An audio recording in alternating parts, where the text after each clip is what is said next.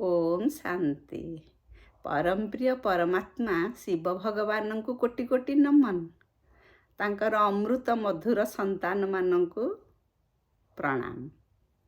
बाबांगर मधुर मुरली महावाक्य शुणा आसतु आमे आज 22/5/2025 मसीहार मुरली महावाक्य एक ध्यान एक मनरे मिलित भाव शुणा। ओम शांति। बाबा होउछन्ति सत चित आनंद स्वरूप। से आसीछन्ति से आमको से सत पथरे नहीं सत्य जुगरे पहुँचेबे।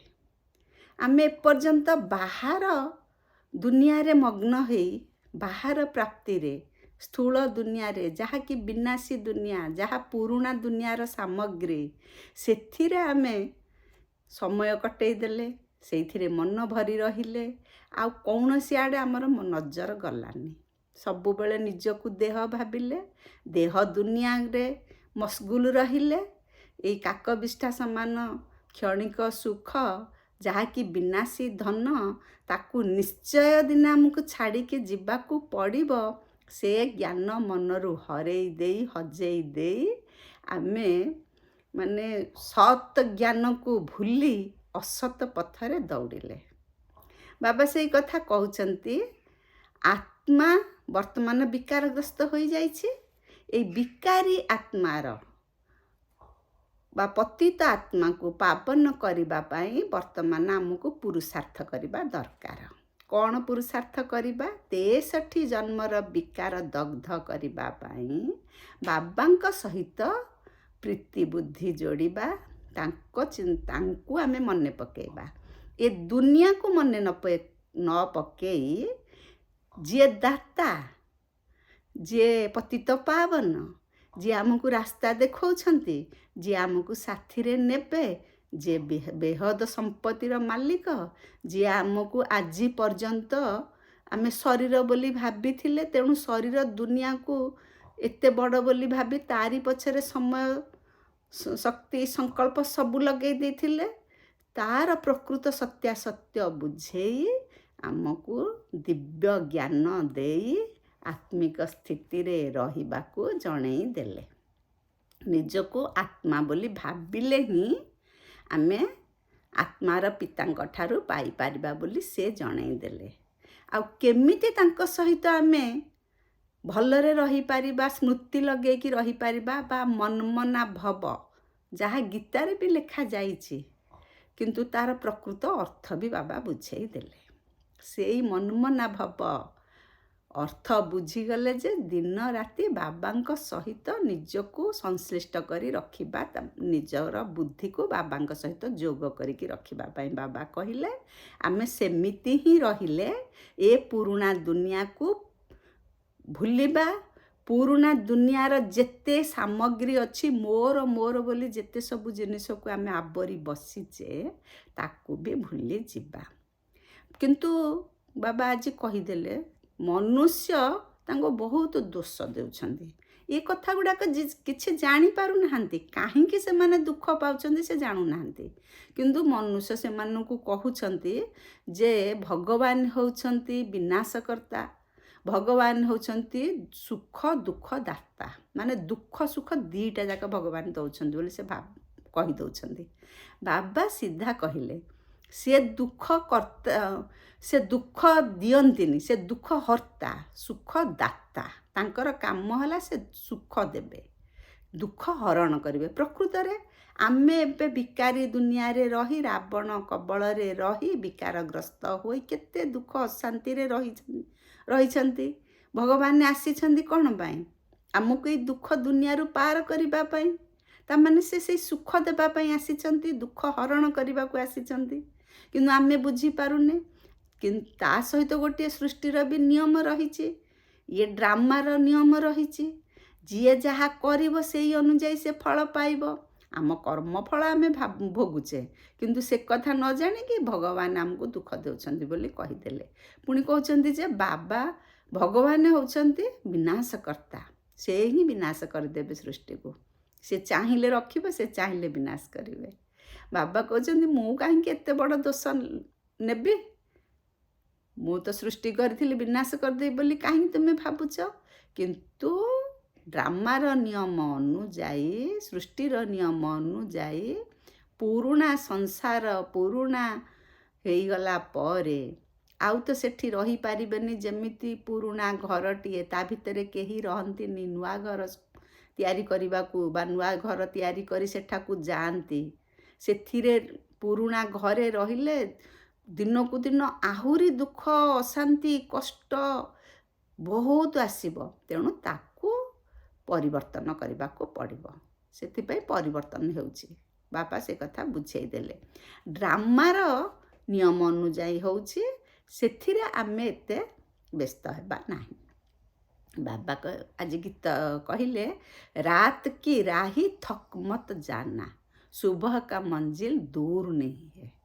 କିଏ ରାତ କି ରାହି? ଆମେ ସମସ୍ତେ ରାତ କି ରାହି। ରାତିରେ ଚାଲିଛେ, ରାତିର ପଥିକ। କ'ଣ ରାତି? ଦ୍ୱାପର ଓ କଳି, ଏଇ ଦୁଇଟି ଯାକ ଯୁଗ ହେଲା ବ୍ରହ୍ମାଙ୍କର ରାତ୍ରି, ଆଉ ସତ୍ୟ ତ୍ରେତୟା, ଏ ଦୁଇଟା ହେଲା ବ୍ରହ୍ମାଙ୍କର ଦିନ କୁହାଯାଏ। ବର୍ତ୍ତମାନ ଦ୍ୱାପର କଳିଯୁଗ, ଦ୍ୱାପର ତ ଗଲାଣି, କଳି ଯାଇକି ପୁଣି କଳିର ଶେଷ ସମୟ ଆସିଲାଣି। ତାମାନେ ଆମେ ଘୋର ଅନ୍ଧକାର ରାତ୍ରିର ଯାତ୍ରୀ। କି ଅନ୍ଧକାର? ଅଜ୍ଞାନ ଅନ୍ଧକାରର ଯାତ୍ରୀ ଆମେ। ବିକାରର ହାତ ଧରି, ରାବଣର ହାତ ଧରି, ମାୟାର ହାତ ଧରି, ତା ଆକର୍ଷଣରେ ବିମୁଗ୍ଧ ହେଇ, ସତ୍ୟକୁ ଭୁଲି, ସତ୍ୟ ସନାତନ ଧର୍ମକୁ ଭୁଲି, ଆମର ଦାତା ପିତା ଯେ ଆମକୁ ମୁକ୍ତିଦାତା, ଜୀବନ ମୁକ୍ତିଦାତା, ତାଙ୍କୁ ଭୁଲି ବିପରୀତ ଦିଗରେ ଚାଲିଛେ। ବାମ ମାର୍ଗୀ ହେଇଯାଇଛେ। ଦେବତାମାନେ ବାମ ମାର୍ଗୀ ହେଇଯାଇଛନ୍ତି। ବାମ ମାର୍ଗୀ ମାନେ ବିପଥଗାମୀ, ବିପରୀତ ଦିଗରେ ଯାଉଛେ। ସେଇ କଥା ବାବା ବୁଝେଇ ଦେଲେ ଯେ ତୁମେମାନେ ବର୍ତ୍ତମାନ ଅନ୍ଧାର ରାତିରେ ଯାଉଛ, ଥକନି। ଶୁଭ କା ମଞ୍ଜିଲ ଦୂର ନେହିଁ ହେ। ସତ୍ୟ ଯୁଗ ଆସୁଛି, ଶୁଭ ଆମ ପାଇଁ ସେ ସକାଳ, ସତ୍ୟ ଯୁଗ ଆସୁଛି। ଆଉ ବେଶୀ ଦିନ ନାହିଁ। ତୁମେ ଅଟକନି ଭଟକନି, ମୋତେ ଠିକ୍ ଭାବରେ ମନେ ପକେଇ ମୋରି ରାସ୍ତାରେ ଚାଲ, ବାବା କହିଦେଲେ। ବାବା କହିଦେଲେ, ଶରୀରରେ ଆମେ କର୍ମ କରୁଛେ ସତ, କିନ୍ତୁ ଏଇ ଆତ୍ମା ଅଛି ବୋଲି ଆମେ କର୍ମ କରୁଛେ। ଭକ୍ତି ମାର୍ଗରେ କେତେ ଧକ୍କା ଖାଉଛନ୍ତି। କ'ଣ ଧକ୍କା ଖାଉଛନ୍ତି? ଶରୀରରେ ଧକ୍କା ଖାଉଛନ୍ତି। ମନେକର ଗହଳି ଜାଗାକୁ ଗଲେ ଭକ୍ତି ମାର୍ଗରେ ବୁଲିବାକୁ, ଦେବ ଦର୍ଶନ କରିବା ପାଇଁ, ସେଠି କେତେ ଶରୀରକୁ ଶରୀରର ଧକ୍କା ହେଉଛି। ପୁଣି ବୁଦ୍ଧିରେ, ଆତ୍ମାରେ ବି ଧକ୍କା ଲାଗୁଛି। କ'ଣ ଧକ୍କା ଲାଗୁଛି? ସତ୍ୟ କ'ଣ ଜାଣିପାରୁନାହାନ୍ତି, ଅସତ୍ୟ ପଥରେ ଯାଉଛନ୍ତି। ତେଣୁ ଯେହେତୁ ଭୁଲ କାମ କରୁଛନ୍ତି, ଭୁଲ ଫଳ ପାଉଛନ୍ତି। ତେଣୁ ଶରୀରରେ ଧକ୍କା ଲାଗୁଛି। ଆତ୍ମାରେ ବା ବୁଦ୍ଧିରେ ବି ଧକ୍କା ଲାଗୁଛି। କେତେ ଖର୍ଚ୍ଚ କରୁଛନ୍ତି, କେତେ ପରିଶ୍ରମ କରୁଛନ୍ତି, କିନ୍ତୁ ଫଳାଫଳ କମ୍ ମିଳୁଛି। ତେଣୁ ବୁଦ୍ଧିରେ ବି ଧକ୍କା ଲାଗୁଛି, ବାବା କହିଲେ। କିନ୍ତୁ ବାବା ପ୍ରତି କଳ୍ପରେ ଗୋଟିଏ ଥର ମାତ୍ର ଆସନ୍ତି, ଏଇ ସଙ୍ଗମ ଯୁଗରେ ଏବେ ଆସିଛନ୍ତି। ଆମେ ଜାଣିଗଲେ ଆମ ଆତ୍ମାର ଘର ହେଲା ଶାନ୍ତିଧାମ। ଆଉ ତାପରେ ଶାନ୍ତିଧାମରୁ ଆମେ ଯିବା ସ୍ୱର୍ଗଧାମ। ସେଇଟା ବା ସ୍ୱର୍ଗପୁର ଗଲେ, ସେଇଟା ବାବା ଆମକୁ ଶାନ୍ତିଧାମ ପିତା ଘରକୁ ନେଉଛନ୍ତି, ସ୍ୱର୍ଗର ବାଦଶାହୀ ଦେଉଛନ୍ତି। ଦୁଃଖଧାମରୁ ବା ରାବଣ ରାଜ୍ୟରୁ ପୁଣି ଆମକୁ ମୁକ୍ତ କରୁଛନ୍ତି। ତାମାନେ କେତେଟା ଜିନିଷ ଆମେ ପାଇଲେ। ରାବଣ ରାଜ୍ୟରୁ ମୁକ୍ତ ହେଲେ, ଦୁଃଖ ଦୁନିଆରୁ ମୁକ୍ତ ହେଲେ, ଶାନ୍ତିଧାମକୁ ଯାଇକି ସୁଖରେ ବିଶ୍ରାମ ନେଲେ, ପୁଣି ସ୍ୱର୍ଗକୁ ଯାଇକି ଆମେ ରାଜା ହେଇକି ପୁରା ଆନନ୍ଦ ସୁଖ ଶାନ୍ତିରେ ରହିଲେ। ତିନିଟା ଜିନିଷ ସେ ସାଥି ଦେଉଛନ୍ତି। କିନ୍ତୁ ଆମେ ଜାଣି ନ ପାରିକି ଯଦି ବାବାଙ୍କୁ ଭୁଲିଯିବା, ତାହେଲେ ପାଇବା କେମିତି? ବାବା ସେଇ କଥା କହିଲେ। ବାବା ତେଣୁ ଯୁଆଡ଼େ ଯିବା ତାଙ୍କୁ ହିଁ ମନେ ପକାଇବା, ତାଙ୍କୁ ହିଁ ସାଥିରେ ନେବା, ତାଙ୍କ ନିର୍ଦ୍ଦେଶିତ ପ୍ରଦର୍ଶିତ ବାଟରେ ହିଁ ଆମେ ଚାଲିବା। ବର୍ତ୍ତମାନ ରୁଦ୍ର ଜ୍ଞାନ ଯଜ୍ଞ ଚାଲିଛି। ଏଇ ଯେଉଁ ବାହାରେ ଆମର ବିଭିନ୍ନ ପ୍ରକାର ସାଧୁ ସନ୍ନ୍ୟାସୀ ଯଜ୍ଞ କରୁଛନ୍ତି, ସେଥିରେ କ'ଣ କରୁଛନ୍ତି? ତିଳ, ବିଭିନ୍ନ ପ୍ରକାର ସାମଗ୍ରୀ ସ୍ୱାହା କରୁଛନ୍ତି। କିନ୍ତୁ ବର୍ତ୍ତମାନ ଆମର ରୁଦ୍ର ଗୀତା ଜ୍ଞାନ ଯଜ୍ଞ ଚାଲିଛି। ବାବା କହୁଛନ୍ତି ସିଏ ପାର୍ଥିବ ସ୍ଥୂଳ ସମ୍ପତ୍ତି ବା ସ୍ଥୂଳ ଜିନିଷ ସ୍ୱାହା କର ନାହିଁ। ଆମର ସ୍ୱାହା ହେଉଛି 5 ବିକାରକୁ ଆମେ ସ୍ୱାହା କରୁଛେ। ଆମ ପାଖରେ ଯାହାକି ଆମକୁ ହଇରାଣ କରୁଛନ୍ତି, ଯିଏକି ଆମକୁ ଦୁଃଖ ଦେଉଛନ୍ତି, ବାବା ଆସିଛନ୍ତି ସେ ଦାନ ନେବା ପାଇଁ। କ'ଣ ଦାନ ନେବା ପାଇଁ? 5 ବିକାରର ଦାନ ନେବା ପାଇଁ ଆସିଛନ୍ତି। ତାକୁ ଆମେ ସ୍ୱାହା କରିଦେବା। ବାବା କହିଲେ, ବାବା କହନ୍ତି ଯେ ଯଦି ସିଏ ବିନାଶ କରୁଥାନ୍ତେ ତାଙ୍କୁ ପାପ ଲାଗନ୍ତା। ସିଏ ବିନାଶ କରୁନାହାନ୍ତି। ମଣିଷ ଯେଉଁ ଭୁଲ ବାଟରେ ଭୁଲ କଥାକୁ ବିଚାର କରୁଛି, ସେଗୁଡ଼ାକ ହେଉଛି ତାଙ୍କ ନିଜସ୍ୱ ମତ। ବାବା କହିଲେ ରଚନା ଆଉ ରଚତା। ରଚନା ହେଲେ ଆମେ, ରଚତା ହେଲେ ସ୍ୱୟଂ ପରମପିତା ପରମାତ୍ମା। ଯିଏ ଏଇ ଦୁଇଟାକର ଜ୍ଞାନ ନ ଜାଣିଲେ ସେମାନେ ହେଲେ ନିର୍ଧନ। ତାଙ୍କ ପାଖରେ ଧନ ନାହିଁ, ସିଏ ହେଲେ ଗରିବ। କାହିଁକି ନା ଯିଏ ପ୍ରକୃତ ଗରିବ କିଏ? ଯାହା ପାଖରେ କେଉଁଠି ମିଳୁଛି ବୋଲି ଯିଏ ଜାଣିନି ସେ ପାଇପାରୁନି। କେତେ ମିଳୁଛି, କେଉଁଠୁ ମିଳୁଛି, କିଏ ଦେଉଛନ୍ତି ସେ ଜିନିଷଟା ସେ ଜାଣିପାରୁନି। ତେଣୁ ସିଏ ହେଲା ଗରିବ। ବାବା କହୁଛନ୍ତି ଯେହେତୁ ତୁମ ପାଖରେ ଜ୍ଞାନ ନାହିଁ, ଯାହା ପାଖରେ ଜ୍ଞାନ ନାହିଁ ସିଏ ହେଲା ଗରିବ। ସିଏ ହେଲା ପୁଣି ଯିଏ ପିତାଙ୍କୁ ନ ଚିହ୍ନିଛି ସିଏ ହେଲା ଅନାଥ। ଯାହା ଘରେ ପିତା ନାହାନ୍ତି ତା ଘରେ କେତେ କଳି ଝଗଡ଼ା ଇତ୍ୟାଦି ହେଉଛି। କଥାରେ ଅଛି ମୁଣ୍ଡ ନାହିଁ, ଯାହା ଘରେ ମୁଣ୍ଡ ନାହିଁ ତା ଘରେ ବହୁତ ଅସୁବିଧା। ତେଣୁ ଯିଏ ବାବା ଆସିଛନ୍ତି ଆମର ନାଥ, ଆମର ପିତା, ଆମେ ଅନାଥ ହେଇଯିବା ଯଦି ବାବାଙ୍କୁ ଚିହ୍ନିବାନି, ତାଙ୍କ ଜ୍ଞାନକୁ ଜାଣିବାନି। ଆମେ ବର୍ତ୍ତମାନ ବାବାଙ୍କୁ ହିଁ ସବୁ ସ୍ୱାହା କରିଦେଲେ। ତାଙ୍କ ପାଖରେ ରୁଦ୍ର ଗୀତା ଜ୍ଞାନ ଯଜ୍ଞରେ ଆମର ତନ ମନ ଧନ ସମୟ ସଂକଳ୍ପ ଇତ୍ୟାଦି ଇତ୍ୟାଦି ସବୁ ସ୍ୱାହା କରିଦେଲେ ଆମେ ବାବାଙ୍କ ସାଥିରେ ପତିତରୁ ପାବନ ହେଇ ଯିବା। ବାବା କହୁଛନ୍ତି ପ୍ରତି ଘରେ ଘରେ ଏବେ ଲଢ଼େଇ ଚାଲିଛି। ସ୍ୱାମୀ ସ୍ତ୍ରୀ ଭିତରେ ଲଢ଼େଇ, ବାପା ପୁଅ ଭିତରେ ଲଢ଼େଇ। କାହିଁକି ନା ପ୍ରକୃତରେ ଜ୍ଞାନ କ'ଣ ସେ ଜାଣିନାହାନ୍ତି, ସତ୍ୟ କ'ଣ ଜାଣିନାହାନ୍ତି, ଦୁଃଖ କାହିଁକି ପାଉଛନ୍ତି ଜାଣିନାହାନ୍ତି। ତେଣୁ ମାୟା ବର୍ତ୍ତମାନ ମାୟା ରାବଣର ରାଜ୍ୟ ଚାଲିଛି। ମାୟା ହିଁ ଆକର୍ଷଣ କରିକି ତାରି ବୁଦ୍ଧି ଦେଇକି ଏତେ ହଇରାଣ କରୁଛି। ସେ କଥାଟା ଜାଣିପାରୁନାହାନ୍ତି, ତେଣୁ ଏତେ ଅସୁବିଧା ହେଉଛି। ବାବାଙ୍କୁ ଜାଣିଗଲେ, ବାବାଙ୍କ ଜ୍ଞାନ ଜାଣିଗଲେ ଏସବୁ ଅସୁବିଧା ଆପେ ଆପେ ଦୂର ହୋଇଯିବ। ବାବା କହିଲେ ଯେ ସ୍ୱର୍ଗକୁ ଆମେ କେବେ ହେଲେ ପରମଧାମ କହିପାରିବାନି। ପରମଧାମ ହେଉଛି ଶାନ୍ତିଧାମ, ପିତା ଘର, ଆତ୍ମାର ଘର, ନିର୍ବାଣ ଧାମ, ମୋକ୍ଷ ଧାମ ଯାହା କହୁଛେ, ଇଏ ହେଉଛି ପରମଧାମ। ପରତେ ପରେ ମାନେ ବହୁତ ଉଚ୍ଚରେ ଆକାଶ, ସୂର୍ଯ୍ୟ, ଚନ୍ଦ୍ର, ନକ୍ଷତ୍ର ସବୁକୁ ପାର ହୋଇକି ସେ ରହିଲା ପରମଧାମ। କିନ୍ତୁ ସ୍ୱର୍ଗ କିଏ? ସ୍ୱର୍ଗ ଏଇ ଭାରତ ଭୂମିରେ ହେବ। ସ୍ୱର୍ଗ ହେଉଛି ଭାରତ ଭୂଖଣ୍ଡରେ, ପରମଧାମ ହେଉଛି ଆକାଶ ତତ୍ତ୍ୱ ଉପରେ। ତେଣୁ ପରମଧାମକୁ ଆମେ ସ୍ୱର୍ଗ କହିପାରିବା ନାହିଁ। ଆଉ ବାବା ଆସିଛନ୍ତି ମୁକ୍ତି, ଜୀବନ ମୁକ୍ତି ଦେବା ପାଇଁ। ଇଏ ଦୁନିଆରେ ଆମେ ଯେତେ ଦୈହିକ ବନ୍ଧନରେ ରହିଛେ ଏଇଟା ଦୁଃଖ ଦେଉଛି, ଇଏ ବନ୍ଧନ କୁହାଯାଉଛି। କିନ୍ତୁ ସ୍ୱର୍ଗରେ ଆମେ ସମସ୍ତେ ଏମିତି ଦେହଧାରୀ ହେବା ତ, ମଣିଷ ତ ରହିବେ ନା। ଦୈବୀ ଗୁଣ ସିନା, ଦେବତା ସେମାନଙ୍କୁ କୁହାଯିବ ଦୈବୀ ଗୁଣ ଧାରଣ କରିଥିବାରୁ, କିନ୍ତୁ ଏଇପରି ମଣିଷ ତାଙ୍କ ଭିତରେ ଯେଉଁ ସମ୍ବନ୍ଧ ରହିବ ସେ ବନ୍ଧନ ନୁହେଁ, ସେ ସମ୍ବନ୍ଧ, ସେ ଖୁସି ଆନନ୍ଦ ପ୍ରେମର ସମ୍ବନ୍ଧ। ଧନ ସମ୍ପତ୍ତିକୁ ଏତେ ଲଗାବ ଝୁକାବ ନଥିବ, ପର ଆପଣା ଭାବ ନଥିବ, ସବୁଆଡ଼େ ଆତ୍ମୀୟତା ଭାବ। ତେଣୁ ପରମଧାମ କ'ଣ, ସ୍ୱର୍ଗ କ'ଣ ବାବା ବୁଝେଇଦେଲେ। ତେଣୁ ସୁଖ କି ଦୁଃଖର ଅନୁଭୂତି କିନ୍ତୁ ଶାନ୍ତିଧାମରେ ରହିବନି। ଯେଉଁ ଆମେ ଯିବା ଶାନ୍ତିଧାମ ପରମଧାମକୁ, ସେଠି ସୁଖ ଦୁଃଖର ଅନୁଭୂତି ରହିବନି। ଇଏ ହେଲା ଦୁଃଖଧାମ, ଏଠି ବହୁତ ଦୁଃଖ। ସ୍ୱର୍ଗ ହେଲା ସୁଖଧାମ, ସେଠି ସୁଖ ଶାନ୍ତି ଆନନ୍ଦ ପ୍ରେମ। ପରମଧାମ ହେଉଛି କେବଳ ଶାନ୍ତିଧାମ। ଆଉ ନାଟକ କେଉଁଠି ଚାଲେ? ଇଏ ହେଉଛି ପୃଥିବୀ, ହେଉଛି ବଡ଼ ଷ୍ଟେଜ୍। ଏଇଠି ହିଁ ନାଟକ ଚାଲେ। ସୂକ୍ଷ୍ମ ବତନରେ ନାଟକ ଚାଲେନି କି ମୂଳ ବତନରେ ନାଟକ ଚାଲେନି। ମୂଳ ବତନ ହେଉଛି ପରମଧାମ, ସେଠି ନାଟକ ନାହିଁ। କି ସୂକ୍ଷ୍ମ ବତନରେ ବ୍ରହ୍ମା ବିଷ୍ଣୁ ମହେଶ୍ୱର ବା ଶଙ୍କର ରହୁଛନ୍ତି। ତାଙ୍କର ଆମ ପରି ଏମିତି ଦେହ ନାହିଁ, ସ୍ଥୂଳ ଶରୀର ନାହିଁ, ସୂକ୍ଷ୍ମ ଶରୀରଧାରୀ। ସେଠି ବି ଆମର ଯେମିତି ନାଟକ ଚାଲିଛି, ପ୍ରତିଦିନ ଖାଉଛେ ପିଉଛେ ବୁଲୁଛେ ବସୁଛେ ଉଠୁଛେ, ମାଡ଼ ଗୋଡ଼ ଗଣ୍ଡଗୋଳ ସବୁ ହେଉଛି। ସେଠି ସେମିତି କିଛି ନାହିଁ। ବାବା ସବୁ କଥା ବୁଝେଇଦେଲେ। ତେଣୁ ଏବେ ତ ଆମେ ଏଇ କଳିଯୁଗରେ ରହିଛେ, କଳିଯୁଗରେ ତ ପ୍ରତି ଘରେ ଘରେ ଗଣ୍ଡଗୋଳ ଚାଲିଛି।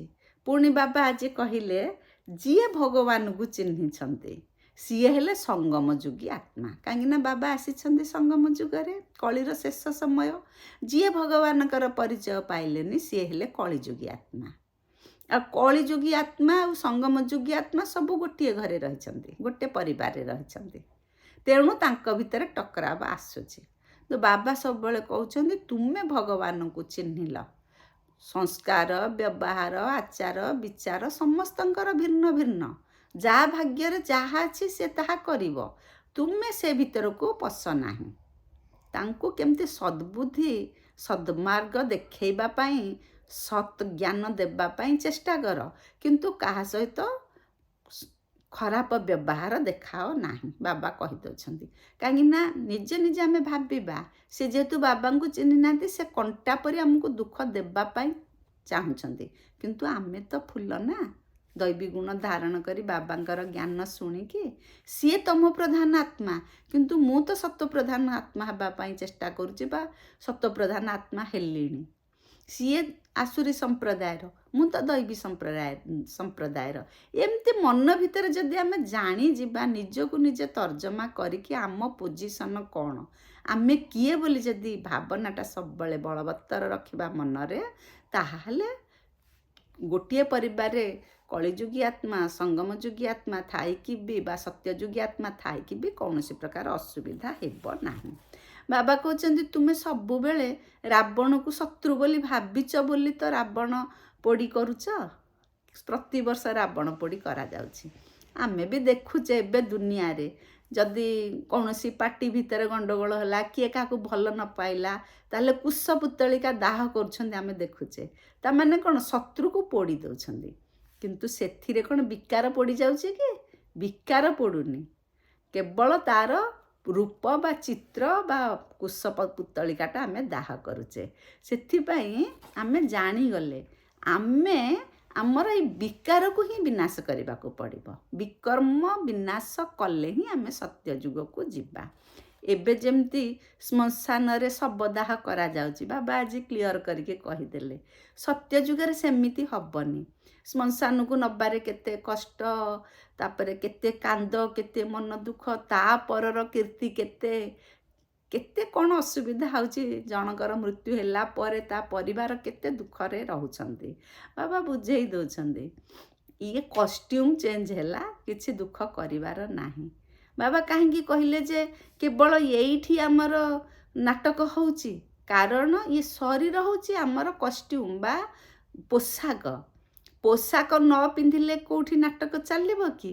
ଯେହେତୁ ସୂକ୍ଷ୍ମ ବତନରେ ଶରୀର ନାହିଁ କି ମୂଳ ବତନରେ ଶରୀର ନାହିଁ, କେବଳ ଆତ୍ମା ରହିଛି ବା ଆତ୍ମାର ସୂକ୍ଷ୍ମ ଶରୀର ରହିଛି ସୂକ୍ଷ୍ମ ବତନରେ, ତେଣୁ ସେଠି ନାଟକ ଚାଲୁନି। ବାବା କ୍ଲିଅର କରିକି ବୁଝେଇ ଦେଉଛନ୍ତି। ବାବା କହୁଛନ୍ତି ଯୁଦ୍ଧ କେଉଁଠି ଚାଲୁଛି? ଯୁଦ୍ଧ ଆମ ମନ ଭିତରେ ସବୁବେଳେ ଚାଲିଛି। ଅନ୍ତର ମନରେ ଯୁଦ୍ଧ ଚାଲିଛି। ଦୈବୀ ଗୁଣ ବିକାର ଗୁଣ ଭିତରେ ଯୁଦ୍ଧ ଚାଲିଛି। ମାୟା ଗୋଟେ ପଟେ ଟାଣୁଛି, ବାବାଙ୍କର ଜ୍ଞାନ ଆଉ ଗୋଟେ ପଟେ ଟାଣୁଛି। ତେଣୁ ମନ ଭିତରେ ଯୁଦ୍ଧ ଚାଲିଛି, କିନ୍ତୁ ଆମକୁ ଯୁଦ୍ଧରେ ଜିତିବାକୁ ପଡ଼ିବ। ହାର ଜିତର ଖେଳ ଚାଲିଛି। କ'ଣ ହାର ଜିତର ଖେଳ ଚାଲିଛି? ମାନେ ସତ୍ୟଯୁଗ ତ୍ରେତା ଯୁଗ ଇଏ ହେଲା ଜିତିଛେ, ବିଜୟ ପ୍ରାପ୍ତ କରିକି ତାକୁ ଆମେ ପାଇଛେ। କିନ୍ତୁ ଦ୍ୱାପର ଓ କଳିଯୁଗ ଆମେ ହାରିଲେ। ସବୁ ଜିନିଷ ଆମ ହାତରୁ ରାବଣ ନେଇଗଲା। ତେଣୁ ଆମ ଜୀବନରେ ଆମେ ଯେଉଁ ଜନ୍ମ ଜନ୍ମାନ୍ତର ନାଟକ ଚକ୍ରରେ ଆସୁଛେ, ଆମେ ହିଁ ଜୀବନରେ ଜିତିଛେ। ଏ ଆତ୍ମା ପୁଣି ଜୀବନରେ ଅନେକ ହରେଇଲା। ତେଣୁ ହାର ଜିତର ଖେଳ ଚାଲିଛି ବୋଲି କୁହାଯାଏ। ସେଥିପାଇଁ ବାବା କହୁଛନ୍ତି ନିଜ ଉପରେ ସବୁବେଳେ ଆଟେନସନ୍ ରଖ, ନିଜକୁ ନିଜେ ପହରା ଦିଅ। ମୁଁ ଭୁଲ ବାଟରେ ଯାଉନି ତ, ମୁଁ ଭୁଲ କାମ କରୁନି ତ। ସେଥିପାଇଁ ଡାଏରୀ ମେଣ୍ଟେନ୍ କର, ବାବାଙ୍କୁ ଚାର୍ଟ ଲେଖିକି ଜଣାଅ ତୁମର ଦିନଚର୍ଯ୍ୟା କେମିତି ହେଉଛି, ତୁମେ କେତେ ଠିକ୍ ବାଟରେ ଅଛ, ଭୁଲ ବାଟରେ ଅଛ, କେତେ ସମୟ ବାବାଙ୍କୁ ମନେ ପକେଇଲ, ସବୁ ଚାର୍ଟ ଲେଖିବାକୁ କହୁଛନ୍ତି। ବାବା କହୁଛନ୍ତି ତୁମେମାନେ ଘରେ ରହିକି ଘରକୁ ସମ୍ଭାଳ ଆଉ ନିଜର ଆତ୍ମାର ଉନ୍ନତି କର। ସାଧୁ ସନ୍ଥମାନେ ତ ଭିକ୍ଷାବୃତ୍ତି କରିକି ଚଳୁଛନ୍ତି ବା ତାଙ୍କ ନିଜର ପରିବାର କିଛି ନାହିଁ, ତାଙ୍କର ଏସବୁ କାମ ନାହିଁ। ତୁମର ତ ସବୁ ଦାୟିତ୍ୱ ଅଛି ନା, ତେଣୁ ସବୁ କାମ କରିକି ତା ସହିତ ବାବାଙ୍କୁ ମନେ ପକାଅ। ତୁମେ ହଠ ଯୋଗୀ ନୁହଁ, ତୁମେ ରାଜଯୋଗୀ। ତୁମେ ଭଗବାନଙ୍କୁ ଚିହ୍ନିଛ, ଭଗବାନ ତୁମକୁ ଯୋଗର ସୂତ୍ର ବତେଇ ଦେଇଛନ୍ତି, ତମେ ସେଇ ସୂତ୍ରରେ ଚାଲ। ବାବା କହୁଛନ୍ତି ଯେମିତି ସଂସାରରେ ଏକ୍ଜାମ୍ ଆସୁଛି, ଏକ୍ଜାମିନେସନ୍ ଆସୁଛି, ପରୀକ୍ଷାରେ ପାସ୍ କରାହେଉଛି, କାହାକୁ ଡିଗ୍ରୀ ମିଳୁଛି, ମୁଣ୍ଡରେ ଟୋପି ଲଗା ହେଉଛି, ସେମିତି ତୁମର ପାଠ ପଢ଼ଉଛନ୍ତି କିଏ, ଶିକ୍ଷକ କେତେ ବଡ଼, ପାଠ କେତେ ବଡ଼, ତେଣୁ ତୁମେ ଯେତେବେଳେ ପାସ୍ କରିଯିବ ତୁମକୁ ବହୁତ ଉଚ୍ଚ ପଦ ମିଳିବ। ତା ଅର୍ଥ ବାବା କହିଲେ ତୁମେ ପାଠ ପଢ଼ାରେ ମନ ଦିଅ। ଯେମିତି ଲୌକିକ ପାଠ ପଢ଼ି ସାରିଲା ପରେ ଗଭର୍ଣ୍ଣମେଣ୍ଟ ଚାକିରି ମିଳୁଛି, ଖାଇବା ପିଇବା କିଛି ଅସୁବିଧା ହେଉନି, ରୋଜଗାର ହେଉଛି, ଆନନ୍ଦରେ ରହୁଛନ୍ତି, ସେମିତି ତୁମେ ବର୍ତ୍ତମାନ ପାଠ ପଢ଼ି ନିଜକୁ ସମର୍ଥ କର। ସମର୍ଥ କରିକି ଶେଷରେ ପରୀକ୍ଷାରେ ଉତ୍ତୀର୍ଣ୍ଣ ହେଲେ ସତ୍ୟ ଯୁଗକୁ ଯିବ, ସେଠି ବାଦଶାହୀ ମିଳିବ, ରାଜ୍ୟ ଶାସନ କରିବ ବା ରାଜ୍ୟ ପାଳନ କରିବ। ସେଠି ବାବା କହିଲେ, ବାବା ହେଉଛନ୍ତି ସିଏ ବିନ୍ଦୁ। ଆମେ ଭାବିବା ସବୁବେଳେ ସିଏ ହେଲେ ବିନ୍ଦୁ, ସିଏ ସାରା ଜ୍ଞାନ ଏଇ ବିନ୍ଦୁ ଭିତରେ ପରମାତ୍ମାଙ୍କ ପାଖରେ ରହିଛି। ଆଉ 84 ଜନ୍ମର ଜ୍ଞାନ ଆମ ଏଇ ଆତ୍ମା ଭିତରେ ରହିଛି। ବାବା କହିଦେଲେ ଯେ ସୃଷ୍ଟି ଚକ୍ରର ଜ୍ଞାନ, ଆତ୍ମା ପରମାତ୍ମା ଜ୍ଞାନ, ଯେତେ ବେହଦ ଜ୍ଞାନ, ଯେତେ ଗୁହ୍ୟ ରାଜ କେବଳ ପରମାତ୍ମାଙ୍କୁ ଜଣା, ଆମ କାହାରିକି ଜଣା ନାହିଁ। ବାବା ଆସିଛନ୍ତି ସେଇ ଜ୍ଞାନ ଏବେ ଜଣାଉଛନ୍ତି, ତେଣୁ ଆମେ ଜାଣିଲେ। ଯିଏ ନ ଚିହ୍ନିଛନ୍ତି, ଯିଏ ଭଗବାନଙ୍କ ପାଖକୁ ନ ଆସିଲେ ସିଏ ବି ଜାଣିପାରୁନାହାନ୍ତି। ବାବା କହିଲେ ଯେ ସବୁ ଆତ୍ମା ଏଇ ଜନ୍ମ ମୃତ୍ୟୁ ଚକ୍ରରେ ଆସି ଆସି ପତିତ ପାବନରୁ ପତିତ ହେଇଛନ୍ତି, ସତ ପ୍ରଧାନରୁ ତମ ପ୍ରଧାନ ହେଇଛନ୍ତି। ଏପରିକି ଶ୍ରୀକୃଷ୍ଣ ବି ହେଇଛନ୍ତି, ଏପରିକି ଯୀଶୁଖ୍ରୀଷ୍ଟ ବି ବର୍ତ୍ତମାନ ତମ ପ୍ରଧାନ ଆତ୍ମା ହୋଇ ଏଇଠି ରହିଥିବେ। କାହିଁକି ନା ଆତ୍ମା ତ ଥରେ ଆସିଲେ 5000 ବର୍ଷ ଗୋଟିଏ କଳ୍ପ, ସେ 5000 ବର୍ଷ ଯାଏ ଶାନ୍ତିଧାମର ଗେଟ୍ ଖୋଲେନି, କେହି ଯାଇପାରନ୍ତିନି। ତେଣୁ ୟାରି ଭିତରେ ରୋଲ୍ କରନ୍ତି। ତେଣୁ ଆମରି ମାନଙ୍କ ଭିତରେ ଶ୍ରୀକୃଷ୍ଣଙ୍କର ଆତ୍ମା, ଯୀଶୁଖ୍ରୀଷ୍ଟଙ୍କ ଆତ୍ମା, ବିଭିନ୍ନ ସାଧୁ ସନ୍ନ୍ୟାସୀ, ଧର୍ମାତ୍ମା, ମହାତ୍ମା ଯେତେ ଯୁଆଡ଼ୁ ଦୁନିଆରେ ଥିଲେ ସବୁ ଆତ୍ମା ୟାରି ଭିତରେ ଅଛନ୍ତି। ସେଇମାନେ ଯେଉଁମାନେ ବାବାଙ୍କୁ ଚିହ୍ନିବେ ସିଏ ସତ୍ୟ ଯୁଗକୁ ଯିବେ। ବାବା ହିଁ ମୁକ୍ତି, ଜୀବନ ମୁକ୍ତି ଦାତା। ମୁକ୍ତି ମାନେ ନେବେ ଶାନ୍ତିଧାମ, ଜୀବନ ମୁକ୍ତି ମାନେ ସ୍ୱର୍ଗକୁ ପଠେଇବେ। ବାବା ଆଜି କହିଲେ ତତ୍ତ୍ୱମ୍ ମାନେ ତୁମେ ହିଁ ବର୍ତ୍ତମାନ ବ୍ରାହ୍ମଣ ଅଛ, ତୁମେ ହିଁ ସତ୍ୟ ଯୁଗରେ ଦେବତା ହେବ, ତୁମେ ହିଁ ସତ ପ୍ରଧାନରୁ ତମ ପ୍ରଧାନ ହେବ। ଏ ନାଟକର ନିୟମ। ତେଣୁ ସମସ୍ତେ ଜନ୍ମ ମୃତ୍ୟୁ ଚକ୍ରରେ ଆସି ସୃଷ୍ଟିର ନିୟମ ଅନୁଯାୟୀ ସତ ପ୍ରଧାନରୁ ତମ ପ୍ରଧାନ ହେଉଛନ୍ତି। ତୁମେ ବି ସେମିତି ହେଇଛ, ପୁଣି ସେଇ ସତ ପ୍ରଧାନ ହେଇ ଦେବତା ହେବ। ବାବା ସେଇ କଥା ବୁଝେଇ ଦେଉଛନ୍ତି। ବାବା କହୁଛନ୍ତି ରାକ୍ଷୀ ବନ୍ଧନ ଚାଲିଛି, ମନେକର ହାତରେ ରାକ୍ଷୀ ବନ୍ଧା ହେଉଛି, ପବିତ୍ର ରାକ୍ଷୀ ବନ୍ଧା ଯାଉଛି। ତା ରାକ୍ଷୀ ବାନ୍ଧି ସାରିଲା ପରେ ଭଉଣୀକୁ ଭାଇ କିଛି ଦିଏ, ଭଉଣୀ ମାଗେ। ସେଇଭଳି ବାବା କହୁଛନ୍ତି ପବିତ୍ରତା, ସମସ୍ତେ ଆମେ ପବିତ୍ର ରହିବା, ତାକୁ ଗୋଟେ ଶପଥ ନେବା ମନରେ। ଆଉ କ'ଣ ଦେବା? ଭାଇ କହୁଛନ୍ତି କିଛି ମୋତେ ଦେବା ଦରକାର, ବାବା କହୁଛନ୍ତି ମୋତେ କିଛି ଦେବା ଦରକାର ନାହିଁ, ମୁଁ ତ ସମସ୍ତଙ୍କ ପାଖରେ ପବିତ୍ରତାର ରାକ୍ଷୀ ବାନ୍ଧିଦେଲି। ମୋତେ ତୁମର ଯେଉଁ 5 ବିକାର ଅଛି, କାମ, କ୍ରୋଧ, ଲୋଭ, ମୋହ, ଅହଙ୍କାର, ଏଇ ଯେଉଁ 5 ବିକାର ଯେଉଁମାନେ ତୁମକୁ ହଇରାଣ କରୁଛନ୍ତି, ତୁମକୁ ଦୁଃଖ ଦେଉଛନ୍ତି, ଅଶାନ୍ତି କରୁଛନ୍ତି, ରୋଗଗ୍ରସ୍ତ କରାଉଛନ୍ତି, ପାପରେ ଘାଣ୍ଟି ଚକଟି ହୋଇ ତୁମେ ଅବାଟକୁ ଯାଇ ପୁଣି କଷ୍ଟ ପାଉଛ, ସେ ଜିନିଷ ଗୁଡ଼ାକ ମୋତେ ଦେଇଦିଅ। ବାବା କହୁଛନ୍ତି ଦୁନିଆବାଲା ବ୍ରାହ୍ମଣ ଯେତେ ଅଛନ୍ତି ସେମାନେ ଦକ୍ଷିଣା ମାଗୁଛନ୍ତି, କିନ୍ତୁ ତୁମେ ହେଲ ବ୍ରହ୍ମାବଶ୍ୟ। ଆମମାନଙ୍କୁ କହିଲେ, ଯିଏ ଭଗବାନଙ୍କୁ ଚିହ୍ନିଲେ କହିଲେ ତୁମେ ମାନେ ବ୍ରହ୍ମାବଶ୍ୟ। ତୁମେ କାହାଠାରୁ ଦକ୍ଷିଣା କ'ଣ ନେବ? ଏଇ ଦକ୍ଷିଣା ନେବ, ପବିତ୍ରତାର ରାକ୍ଷୀ ବାନ୍ଧି ପାଞ୍ଚ ବିକାର ଆଣି ସେମାନଙ୍କ ପାଖରୁ ମୋ ପାଖରେ ହାଜର କରେଇ ଦିଅ। ବାବା କହିଲେ ଏବେ ତ ଆମର ଆତ୍ମା ସବୁ କଳାହରଣ ହେଇଯାଇଛି। କଳା ଅର୍ଥ ବି ମୁଁ ଗୋଟିଏ କ୍ଲାସ୍ ସ୍ୱତନ୍ତ୍ର କହିବି। 16 କଳା ସମ୍ପୂର୍ଣ୍ଣ ନିର୍ବିକାରୀ ଯେଉଁ କହୁଛନ୍ତି କ'ଣ ଆମର କଳା, ସେ କଳା ଆମର ହରଣ ହେଇଯାଇଛି, କମି ଯାଇଛି। ଯେମିତି ଚନ୍ଦ୍ରରେ ଗ୍ରହଣ ଲାଗୁଛି, କଥାରେ ଅଛି ଦେ ଦାନ ଛୁଟେ ଗ୍ରହଣ। ଦାନ ଦେଇକି ଗ୍ରହଣ ଯେମିତି ସମାପ୍ତ ହେବ। ଆମେ ବି ଦେଖିଛେ ଗାଁ ମାନଙ୍କରେ ଗ୍ରହଣ ଲାଗିଲେ, ପରାଗ ଲାଗିଲେ ସବୁ ବସିକି ଜପ ତପ କରନ୍ତି, ସେଦିନ ଉପବାସ ରହନ୍ତି, ସତ ଯେମିତି ନିଜର ଯେତେ ପାପରୁ ମୁଖ୍ୟ ହେବେ ବୋଲି କୁହନ୍ତି। ବାବା ସେଇ କଥା କହୁଛନ୍ତି, ଆମର ଯେହେତୁ ଚନ୍ଦ୍ରମାରେ ଯେମିତି ଗ୍ରହଣ ଲାଗୁଛି ସେମିତି ଆମ ଆତ୍ମାରେ ଗ୍ରହଣ ଲାଗିଛି। ଆମ ଆତ୍ମାର ଯେହେତୁ କଳାହରଣ ହେଇଯାଇଛି, ଆତ୍ମାରେ ଗ୍ରହଣ ଲାଗିଛି। ଦେ ଦାନ ଛୁଟେ ଗ୍ରହଣ। ବର୍ତ୍ତମାନ ତୁମେ 5 ବିକାରକୁ ଦାନ ଦେଇଦେଲେ ତୁମର ଗ୍ରହଣ ଛାଡ଼ିଯିବ, ତୁମେ ପୁଣି ସୁଖ ଶାନ୍ତି ଆନନ୍ଦ ପ୍ରେମରେ ରହିବ। ବାବା ଡାଇରେକ୍ସନ କାହା ଦ୍ୱାରା ଦେଉଛନ୍ତି? ତାଙ୍କର ତ ମୁଖ ନାହିଁ, ସେ ବ୍ରହ୍ମାଙ୍କ ଦ୍ୱାରା ଡାଇରେକ୍ସନ ଦେଉଛନ୍ତି। ତେଣୁ ବ୍ରହ୍ମା ବାବାଙ୍କ ମୁଖ ନିଃସୃତ ଯେତେ ବାଣୀ, ବାବାଙ୍କର ବାଣୀ, ବାବା ପଢ଼ଉଛନ୍ତି ବୋଲି ନିଶ୍ଚିତ ବୁଦ୍ଧିରେ ଆମେ ତାକୁ ଗ୍ରହଣ କରିବା। ଆମ ଆତ୍ମାରେ କଳା ନାହିଁ, ପୁଣି ମାୟାର ପରଛାଇ ବା ମାୟାର ଛାଇ ପଡ଼ିଛି, ତେଣୁ ଗ୍ରହଣ ଲାଗିଛି। ଆମେ ଏଇଟାକୁ ସୁସ୍ଥ ମନରେ ଗ୍ରହଣ କରିବା। ଗ୍ରହଣ କଲେ ଆମେ ଆତ୍ମା 5 ବିକାରକୁ ଆମେ ବାବାଙ୍କ ପାଖରେ ହାଜର କରେଇଦେବା, ତାଙ୍କୁ ଆମେ ସମର୍ପଣ କରିଦେବା, ଆମେ ଶାନ୍ତି ସୁଖରେ ଆନନ୍ଦରେ ରହିବା। ବାବା କହୁଛନ୍ତି ବ୍ରହ୍ମା ବିଷ୍ଣୁ ଶଙ୍କରଙ୍କର ସିନା ଶରୀର ନାହିଁ, ତାଙ୍କର ସୂକ୍ଷ୍ମ ଶରୀର ଅଛି। ସେଇ ସୂକ୍ଷ୍ମ ଶରୀର ଦ୍ୱାରା ସେ ପରମପିତା ପରମାତ୍ମା ଶିବ ଭଗବାନଙ୍କର ଯେତକ କାମ କରଉଛନ୍ତି। ବ୍ରହ୍ମାଙ୍କ ଦ୍ୱାରା ବର୍ତ୍ତମାନ ଯେମିତି ସୃଷ୍ଟି ସ୍ଥାପନା ଚାଲିଛି, ଶଙ୍କରଙ୍କ ଦ୍ୱାରା ବିନାଶ କାର୍ଯ୍ୟ ବି ହେବ ବା ହେଉଛି ବର୍ତ୍ତମାନ। ବାବା କହିଲେ ଇଏ ହେଉଛି, ଏଇ ପୃଥିବୀ ହେଉଛି ରଙ୍ଗମଞ୍ଚ, ଇଏ ହେଉଛି କର୍ମକ୍ଷେତ୍ର, ଆଉ କେଉଁଠି କିଛି ନାଟକ ଚାଲୁନି। ତେଣୁ ଏଇ ନାଟକରେ ଆମେ କେମିତି ଶୁଦ୍ଧ କଳାକାର ହେବା, ହିରୋ ପାର୍ଟ କରିବା, ସତ୍ୟ ଯୁଗକୁ ଯିବା, ସେଇଟା ହେଉଛି ଆମର ଦାୟିତ୍ୱ। ବାବା ତ ବାଟ ବତେଇ ଦେଲେ। ବାବା କହିଲେ ଜଣେ ଜଣେ କହୁଛନ୍ତି ସୁନାର ଦ୍ୱାରିକା ସମୁଦ୍ର ତଳେ ରହିଛି, ପୁଣି ଭୂମିକମ୍ପ ହେଲେ କି କୌଣସି କାରଣବଶତଃ ପୁଣି ଉପରକୁ ଆସିବ, ସିଏ ହେବ ସ୍ୱର୍ଗ। ନାହିଁ, ବାବା କହୁଛନ୍ତି ନାହିଁ, ସେମିତି ନୁହେଁ।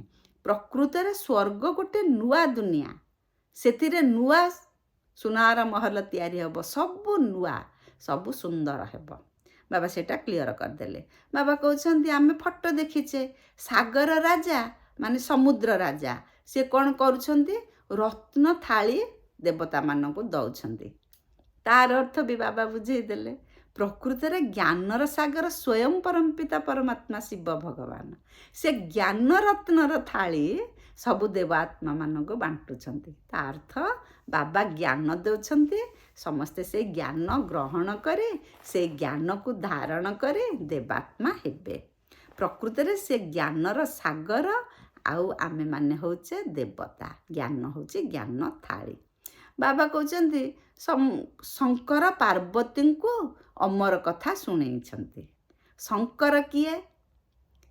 ଆମେ ଶିବ ଶଙ୍କର ଭିତରେ ଆମେ ପ୍ରଭେଦ ଜାଣିପାରିନେ, ବାବା ତାକୁ କ୍ଲିଅର କରୁଛନ୍ତି। ଆଉ ବର୍ତ୍ତମାନ ସ୍ୱୟଂ ପରମପିତା ପରମାତ୍ମା ଶିବ ଭଗବାନ ଆମ ସବୁ ଆତ୍ମାମାନଙ୍କୁ ଅମର କଥା ଶୁଣାଉଛନ୍ତି, ଅମରପୁରକୁ ନେବା ପାଇଁ। ଆମେ ଯାହା ଜାଣିନଥିଲେ ସେଇ କଥା କହୁଛନ୍ତି। ତେଣୁ ଆମେ ସମସ୍ତେ ନିଜକୁ ପାର୍ବତୀ ବୋଲି ଭାବିବା। ପୁଣି ଲୋକମାନେ କେତେ ନିନ୍ଦା ଦେଉଛନ୍ତି ଦେଖନ୍ତୁ। ଶଙ୍କରଙ୍କୁ ପୂଜା କରୁଛନ୍ତି, ତାଙ୍କୁ ଶିବ ବୋଲି କହୁଛନ୍ତି, ତାଙ୍କୁ ଭାଙ୍ଗ କେତେ କ'ଣ ସବୁ ପୂଜା କରୁଛନ୍ତି, ଆଉ ଭାଙ୍ଗ ଖାଉଛନ୍ତି ବୋଲି କହୁଛନ୍ତି। ପୁଣି ଅରଖ ଫୁଲ, ଦୁଦ୍ରା ଫୁଲ, ଯେତେ ବିଷ ଫୁଲ, ଗନ୍ଧହୀନ ଫୁଲ, ତା ଦ୍ୱାରା ପୂଜା କରୁଛନ୍ତି। ମାନେ ଶଙ୍କର ଶିବ ଭାଙ୍ଗ ଖାଉଛନ୍ତି ବୋଲି କହୁଛନ୍ତି, କେତେ ଖରାପ କଥା। ପୁଣି ବର୍ତ୍ତମାନ ସେ ବି ସର୍ବବ୍ୟାପୀ ବୋଲି କହୁଛନ୍ତି। ଯିଏ ଭାଙ୍ଗ ଖାଇକି ନିଶାରେ ରହୁଛନ୍ତି ତାଙ୍କୁ ପୁଣି ତମେ କେମିତି ମାଗୁଛ? ମାନେ କେତେ କଣ୍ଟ୍ରାଷ୍ଟ କଥା। ନିଜ ତୁଣ୍ଡରେ ନିଜେ କହୁଛ ସିଏ ଭାଙ୍ଗ ଖାଉଛନ୍ତି, ନିଜ ତୁଣ୍ଡରେ ନିଜେ ପୁଣି କହୁଛ ସିଏ ସର୍ବଦାତା ଆମକୁ ସବୁ ଦେବେ ବୋଲି ପୂଜାପାଠ ଚାଲିଛି। ବାବା ୟାର ଅର୍ଥ ବୁଝେଇ ଦେଲେ। ଈଶ୍ୱରଙ୍କର ଗ୍ଲାନି କରୁଛନ୍ତି, ଅପମାନ ଦେଉଛନ୍ତି ସର୍ବବ୍ୟାପୀ କହିକି, ଆଉ ଏଇ ପ୍ରକାର ପୂଜାପାଠ କରିକି।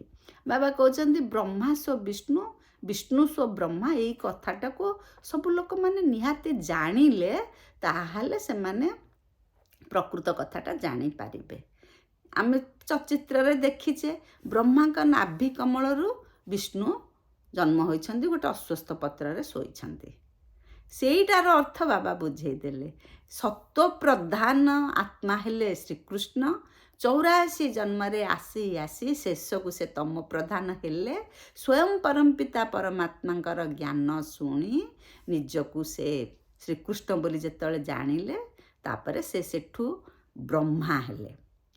ମାନେ ଶ୍ରୀକୃଷ୍ଣ ଆସିକି ତମ ପ୍ରଧାନରୁ ବାବାଙ୍କର ଜ୍ଞାନ ଶୁଣି ପ୍ରଜାପିତା ବ୍ରହ୍ମା ରୂପେ ନିଜେ ପରିଚିତ ହେଲେ। ବାବା ତାଙ୍କୁ ପ୍ରଜାପିତା ବ୍ରହ୍ମା ନାମକରଣ କଲେ। ସାରା ପ୍ରଜାଙ୍କର ସେ ପିତା, ତାଙ୍କ ଦ୍ୱାରା ସେ ବାବାଙ୍କର ବାଣୀ ତାଙ୍କରି ଦ୍ୱାରା ଶୁଣାନ୍ତି। ପୁଣି ସେଇ ବ୍ରହ୍ମା ସତ୍ୟ ଯୁଗରେ ବିଷ୍ଣୁ ହେବେ। ଏଇ କଥାଟା ବାବା ବୁଝେଇ ଦେଲେ। ବ୍ରାହ୍ମଣ, ଆମେମାନେ ସମସ୍ତେ ବ୍ରାହ୍ମଣ। ଭଗବାନଙ୍କ ମତରେ ଚାଲି ଆମେ ସୂର୍ଯ୍ୟବଂଶୀ ହେବା, ତାପରେ ଚନ୍ଦ୍ରବଂଶୀ ହେବା। ଆମର ଯୁଦ୍ଧ କାହା ସାଥିରେ ନାହିଁ, ମାୟା ସାଥିରେ ଯୁଦ୍ଧ ଚାଲିଛି। ତେଣୁ ବାବା କହିଲେ ସାଇଲେନ୍ସର ଶକ୍ତି ବହୁତ ଅଧିକ, ସାଇନ୍ସ ଅପେକ୍ଷା ସାଇଲେନ୍ସର ଶକ୍ତି ଅଧିକ। ସୂକ୍ଷ୍ମ ଶକ୍ତି ଦ୍ୱାରା ଆମେ ସ୍ଥୂଳ ଜିନିଷକୁ ବିଜୟ କରିପାରିବା। ସୂକ୍ଷ୍ମ ଶକ୍ତି ମାନେ ଆମ ମନ, ବୁଦ୍ଧି, ସଂସ୍କାର ସବୁ ଦିବ୍ୟ ହେଇଗଲେ ଯେତେ ସବୁ ସ୍ଥୂଳ ଜିନିଷ ଅଛି, ଆଖିରେ ଆମେ ଯାହାକୁ ଦେଖୁଛେ ତା ପ୍ରତି ବୈରାଗ୍ୟ ଭାବନା ଆସିବ। ଆମେ ନିଶ୍ଚିତ ଭାବରେ ଦୈବୀ ସଂସ୍କାର ଯୁକ୍ତ ହୋଇ ଦେବ ଆତ୍ମା ହେବା। ଆତ୍ମା କହୁଛନ୍ତି, ବାବା କହୁଛନ୍ତି ଆତ୍ମାର ଗତି ଏରୋପ୍ଲେନ୍ ଠାରୁ ବି ଅଧିକ। ଆତ୍ମା କ୍ଷଣକେ କେଉଁଠୁ ଯାଇ କେଉଁଠି ପହଞ୍ଚିଯାଏ। ଭାରତରେ ଜଣଙ୍କର ମୃତ୍ୟୁ ହେଲେ ସେ ଆତ୍ମା ବି ଆସି ବିଲାତରେ ଜନ୍ମ ହେଇପାରେ, ସେ ଯାଇ ଆମେରିକାରେ ଜନ୍ମ ହେଇପାରେ। ତାର ଯେଉଁଠି ସମ୍ପର୍କ ସମ୍ବନ୍ଧ ଥିବ, ଆମେ ତ ଜାଣିଛେ ସୃଷ୍ଟି ନାଟକର ନିୟମ, ଯେଉଁ ଆତ୍ମା ସହିତ ଯେଉଁ ଆତ୍ମାର ସମ୍ବନ୍ଧ ସମ୍ପର୍କ ଥିବ ତାର ହିସାବ କିତାବ ଚୁକ୍ତ କରିବା ପାଇଁ ସେ ଜନ୍ମ ନିଏ। ତେଣୁ ଭାରତର ଆତ୍ମା ବି ବିଲାତରେ ଜନ୍ମ ନେଉଛି।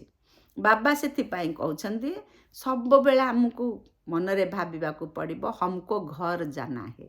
ଆମକୁ ଘରକୁ ଯିବାର ଅଛି। ଆମ ଘର ହେଲା ପରମଧାମ, ଶାନ୍ତିଧାମ। ସେଠିକି ଯିବା ପାଇଁ ସେ ପତିତ ଆତ୍ମା ସେଠିକି ଯାଇପାରିବେନି, ସେଠିକି କେବଳ ପାବନ ଆତ୍ମା ଯିବେ, ସେ ପାବନ ଧାମ। ତେଣୁ ଦିଟା ବାଟ ଅଛି ପାବନ ହେବା ପାଇଁ। ଗୋଟିଏ ହେଲା ଭଗବାନଙ୍କ ସହିତ ଯୋଗ କରିକି ତୁମେ ପାବନ ହୁଅ, ନହେଲେ ସଜା ଖାଇକି ଶେଷରେ ପାବନ ହେଇକି ଯିବ। କିନ୍ତୁ ଯୋଗ କରିକି ପାବନ ହେଲେ ପୁରୁଷାର୍ଥ କରିବାକୁ ସମୟ ଅଛି, ଦୈବୀ ଗୁଣ ସମ୍ପନ୍ନ ହେଇ ଦେବ ଆତ୍ମା ହେବ। ଯଦି ଶେଷକୁ ପୁରୁଷାର୍ଥ କରିବାକୁ ତ ସମୟ ନଥିବ, ଏପଟେ ସଜା ଖାଇକି ଯିବ, ସେପଟେ ବି ଦ୍ୱାପର ଯୁଗରୁ ସଜା ଖାଇବ। ଜନ୍ମ ହେଇକି ବି ସେଇ ଆତ୍ମା ସବୁବେଳେ ଦୁଃଖରେ ଅଶାନ୍ତିରେ ରହିବ। ବାବା କହିଦେଲେ। ବାବା କହିଲେ ଦେଖ, ଯଦି ଆମେ ଦେଖୁଛେ ଶ୍ରୀକୃଷ୍ଣଙ୍କ ଜନ୍ମ ଯେତେବେଳେ ହେଲା, ସେତେବେଳେ କେମିତି ସାଙ୍ଗେ ସାଙ୍ଗେ ଘର ଦ୍ୱାର ପୁରା ପ୍ରକାଶମୟ ହେଇଗଲା, ବନ୍ଦିଶାଳା ଖୋଲିଗଲା। ତାର ଅର୍ଥ ବି ବାବା ବୁଝେଇ ଦେଉଛନ୍ତି। ସତ୍ୟ ଯୁଗରେ ବର୍ତ୍ତମାନ ଯେତେ ଛୁଆ ଅଛନ୍ତି ସେ ଗର୍ଭ ଜେଲରେ ରହୁଛନ୍ତି, କିନ୍ତୁ ସତ୍ୟ ଯୁଗରେ ଗର୍ଭ ଜେଲ ନୁହେଁ, ଗର୍ଭ ମହଲରେ ରହନ୍ତି ଛୁଆ। ତାଙ୍କର ସୁଖ ପରା, ଅଶାନ୍ତି ଦୁଃଖ କିଛି ନଥିବ, ତେଣୁ ଖୁସି ହିଁ ଖୁସି। ସେ ଗର୍ଭ ଜେଲରେ ରୁହନ୍ତି, ତାଙ୍କର ଜୀବନ ମୁକ୍ତ ଅବସ୍ଥାରେ ରହେ। ତେଣୁ ତାକୁ ବନ୍ଦୀକୁ ମାନେ ଜେଲକୁ ସେଠି ଖୋଲା ଯାଇଛି ବୋଲି ଆମେ ସ୍ଥୂଳ ନୟନରେ ବା ସ୍ଥୂଳ ବିଚାରରେ କହିଦେଇଛନ୍ତି। ବାବା ସେଇ କଥା କହିଲେ ଯେ ସତ୍ୟ ଯୁଗରେ ବନ୍ଧନ ନାହିଁ। ବାବା କହିଲେ ଦେଖନ୍ତୁ, ହୃଷିକେଶ ହୁଅନ୍ତୁ, ଯେଉଁଠି ଯେଉଁଠି ବଡ଼ ବଡ଼ ଜାଗାମାନଙ୍କରେ ଆମେ ଯାଉଛେ, ସାଧୁ ସନ୍ନ୍ୟାସୀମାନେ କେତେ ସାତ୍ତ୍ୱିକ ଭୋଜନ, ସିମ୍ପଲ୍ ଭୋଜନ ଖାଉଛନ୍ତି। ସେଥିପାଇଁ କୁହାଯାଏ ଯେମିତି ଅନ୍ନ ସେମିତି ମନ, ଯେମିତି ପାଣି ସେମିତି ବାଣୀ। ତେଣୁ ଆମର ବି ଖାଦ୍ୟପେୟ ସବୁ ସାତ୍ଵିକ ହେବା ଦରକାର, ସିମ୍ପୁଲ ହେବା ଦରକାର। ସବୁବେଳେ ସିମ୍ପୁଲ ଖାଦ୍ୟ ଖାଇଲେ ବିଚାର ସବୁବେଳେ ଆମର ସାଧା ହେବ, ନିର୍ମଳ ରହିବ, ଆଉ ଦୁଃଖ ମାନେ କିଛି ଟେନସନ୍ ଆସିବନି, ଫ୍ରଷ୍ଟ୍ରେସନ୍ ଆସିବନି, ସବୁବେଳେ ଶାନ୍ତ ଲାଗିବ। ସେଥିପାଇଁ ଆମର ଆଚାର ବିଚାର ଶୁଦ୍ଧ ହେବା ପାଇଁ ଅନ୍ନ ବି ବଡ଼ ଭୂମିକା ନେଉଛି। ଆମେ ସାଧା ଅନ୍ନ ଖାଇବା। ବାବା କହିଲେ ପିତାମାତାଙ୍କୁ ସବୁବେଳେ ଫଲୋ କର। କିଏ ପିତାମାତା? ଆମର ଏଇ ଲୌକିକ ଜଗତରେ ଆମେ ବ୍ରହ୍ମା ବାବାଙ୍କୁ ଆଉ ମମାଙ୍କୁ ପିତାମାତା ବୋଲି କହୁଛେ। ସେ ଯେମିତି ଯାଇଛନ୍ତି ବାବାଙ୍କର ଶ୍ରୀମତରେ ଆକୁରେଟ୍ ରାସ୍ତା ଯାଇଛନ୍ତି, ସେମିତି ଆମେ ଯିବା। ଆଉ ଚାର୍ଟ ଲେଖିବା, ନିଜ ଉପରେ ନିଜେ ପହରା ଦେବା, ଟେନସନ୍ ରଖିବା, ଲୋକଙ୍କୁ ପେଗାମ ଦେବା, ଲୋକମାନଙ୍କୁ ସବୁବେଳେ ବୁଝେଇବା ବାବା ଆସିଛନ୍ତି, ଏଇ ଜ୍ଞାନ ଶୁଣ, ଇଏ ନିଃଶୁଳ୍କ। କେତେଜଣ ଭାବନ୍ତି ପ୍ରଦର୍ଶନୀକି ଗଲେ କ'ଣ କିଛି ଦେବାକୁ ପଡ଼ିବ କି? ଆଶ୍ରମକୁ ଗଲେ କ'ଣ କିଛି ଦେବାକୁ ପଡ଼ିବ କି? ଏଇ ଭୟରେ ବି କେତେ ଲୋକ ଦେଖିବାକୁ, ଶୁଣିବାକୁ, ବୁଝିବାକୁ ଆସନ୍ତି ନାହିଁ। ବାବା ସେଇ କଥା କହିଲେ, ତୁମେ ସମସ୍ତଙ୍କୁ କହିଦିଅ, କାହାକୁ କିଛି ଦେବା ଦରକାର ନାହିଁ। କେବଳ ଦେବ କ'ଣ? ଅର୍ଥ ନୁହେଁ, 5 ବିକାରକୁ ଦେଇକି ଯାଅ। ବାବା ସେଇ କଥା କହିଦେଲେ। ତେଣୁ ବାବା ଏଇଠି ଆଉ ଗୋଟିଏ କଥା କହିଦେଲେ, ସେନ୍ସ ଓ ଏସେନ୍ସ, ଏଇ ଦୁଇଟାର ଯଦି ଆମର ବାଲାନ୍ସ ରଖିବା, ଆମେ ବିଶ୍ୱ ପରିବର୍ତ୍ତକ ହେବା। ସେନ୍ସ କ'ଣ? ବାବା ଦତ୍ତ ଜ୍ଞାନ, ବାବାଙ୍କର ଜ୍ଞାନଟା ମନେ ରଖିବା। ଏସେନ୍ସ ହେଲା ନିଜକୁ ସର୍ବଶକ୍ତି ସ୍ୱରୂପ, ସର୍ବସାମର୍ଥ୍ୟ ସ୍ୱରୂପ, ମାଷ୍ଟର ସର୍ବଶକ୍ତିମାନ, ଏମିତି ବିଚାର କରିବା। ମାନେ ଜ୍ଞାନ ବି ରଖିବା, ଆଉ ଯୋଗ ବଳରେ ନିଜକୁ ସେମିତି ସର୍ବଶକ୍ତି ସମ୍ପନ୍ନ କରିଲେ ଆମେ ବିଶ୍ୱ ପରିବର୍ତ୍ତକ ହେଇପାରିବା। ବିଶ୍ୱ ପରିବର୍ତ୍ତକ ଯିଏ, ତାର ପର ଆପଣା ଭାବ ରହିବନି। ଆତ୍ମିକ ଦୃଷ୍ଟିରେ ସବୁକୁ ଲଗେଇ ଦେଖିବ। ଯେତେ ସେବା କରିବ, ନିଃସ୍ୱାର୍ଥ ସେବା, ତାକୁ ପରମାର୍ଥ ସେବା କୁହାଯିବ, ତାକୁ ବିଶ୍ୱ ସେବା କୁହାଯିବ। ସେଇ ଭାବନାରେ ସେ ସେବା କରିବ। ଆମର ଏ ବାୟୁମଣ୍ଡଳ ଦୂଷିତ ହୋଇଯାଇଛି। ଆମେ ଶୁଦ୍ଧ ଭାବନା ଦେଇ ଦେଇ ବାୟୁମଣ୍ଡଳକୁ ଆମେ ଦୂଷିତରୁ ବିଶୁଦ୍ଧ କରିବା। ବାବା ସେଥିପାଇଁ କହୁଛନ୍ତି ବାୟୁମଣ୍ଡଳ ସ୍ୱଚ୍ଛ ହେବା ପାଇଁ ମୁଁ ମୋର ଭାବନାକୁ ବନ୍ଦ କରି ଦୁନିଆକୁ, ବିଶ୍ୱକୁ ମୋ ପରିବାର, ମୋ ଭାବନାରେ ରଖିଲେ ଆମର ବାୟୁମଣ୍ଡଳ ସୁସ୍ଥ ହେବ। ବାବା କହିଲେ ପ୍ରାପ୍ତିର ୟାଦ ଯଦି ଆମେ କରିବା, ମୁଁ କ'ଣ କ'ଣ ଜୀବନରେ ପାଇଛି, ତାକୁ ଯଦି ବାର ବାର ମନେ ପକାଇବା, ତାହେଲେ ମନରେ କେବେ ହେଲେ ଦୁଃଖ ଅଶାନ୍ତି ଆସିବ ନାହିଁ। ତେଣୁ ଆଜି ଆମେ ଏଇ ସ୍ଲୋଗାନ ସ୍ୱମାନ ନେବା ମନରେ, ମୁଁ ବିଶ୍ୱ ପରିବର୍ତ୍ତକ ଆତ୍ମା ଅଟେ। ବିଶ୍ୱ ପରିବର୍ତ୍ତନ କରିବା ପାଇଁ ମୋର ଯୋଗଦାନ ରହୁଛି। ଓମ୍ ଶାନ୍ତି।